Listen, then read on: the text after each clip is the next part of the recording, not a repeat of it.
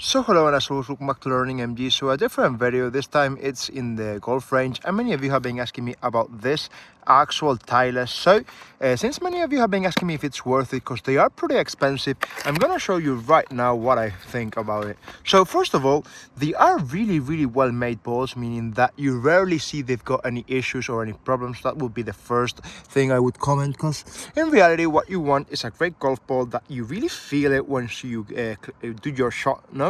And also remember that once you're in the putting green or with a blaster, you really want a golf ball that whatever you do, it just makes it a little bit better, and I think this is the case.